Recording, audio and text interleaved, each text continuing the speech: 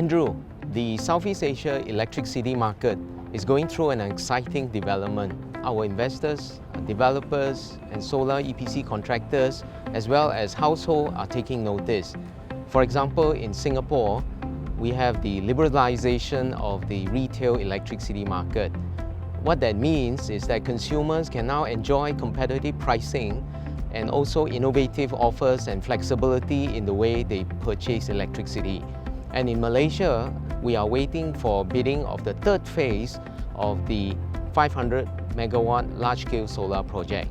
And in Thailand, the Energy Regulatory Commission is working on policies for grid-connected solar rooftop developments as well as blockchain-based peer-to-peer energy trading. In fact, by 2030, ASEAN is expected to be the fourth largest energy consumer in the world. Electricity demand is actually growing by about 4% per annum, driven by rising population, rising income, as well as urbanization, and this is expected to outpace supply growth. Now, if you look at electricity mix, fossil fuel is expected to be the dominant source of energy, but this is expected to decline due to the rise of renewable energy. If you look at renewable energy sources, it's going to rise from 23% in 2016 to about 37% by 2040. That sounds like an impossible task, but it's happening. In 2017, renewable energy made up a majority of all new generating capacity in the emerging market. So what that means is that renewable energy is now surpassing fossil fuel power generation. For example, wind and solar accounted for 94 gigawatts of installed capacity in 2018. That's truly mind-boggling. What is driving the growth of the solar sector? There are three factors. First, it's suitable for all ASEAN countries. We have good solar irradiance, ranges between 3 to 5 sun hours, 365 days in a year. Second, although the utility-scale solar projects account for 95% of all solar projects, there are considerable potential in the small-scale rooftop and off-grid solar, especially in the island nations and under-electrified countries. Third, solar projects can be quick to implement.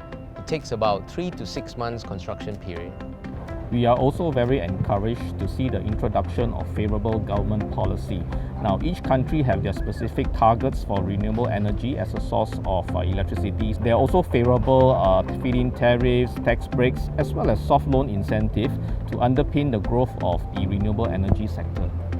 Also, there has been a steep decline in the capital investment cost for solar power. As an indication, the levelized cost of electricity of renewable energy in Southeast Asia has declined by over 70% since 2010. This is due to economies of scale and improving efficiency of the panel technology. That's right. With the decline in the overall cost of solar energy, the investment and cost of production can now be comparable or even cheaper than traditional fossil fuel in some countries. For residential and industrial consumers, they can now go beyond self-consumption and export the excess electricity back to the grid. Therefore, the future is bright for solar energy as consumers and governments create a more sustainable environment. Speaking of sustainability, there's also increasing motivation for companies to go green for CSR purposes. This is needed in order to remain relevant in the future business environment. In fact, traditional energy and mining companies are going greener and cleaner, and they have been announcing plans to invest in renewable energy projects and companies. It is an exciting time for solar energy, but there are challenges as well. When we speak to solar companies, there are three things they focus on. First, always conduct due diligence to understand the dynamics of the electricity market. ASEAN consists of 10 countries with different energy mix and grid infrastructure, complex tariff, regulations, and geopolitical environment. Second, they play on their strengths. These companies find their expertise, niche, and right to win.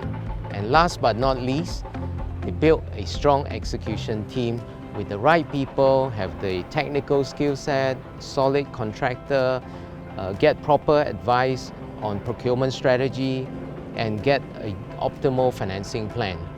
That can go a long way to accelerate their business plans. That sounds like good advice, Jasper. To find out more about the outlook for renewable energy in Southeast Asia, download our Industry Perspective report now.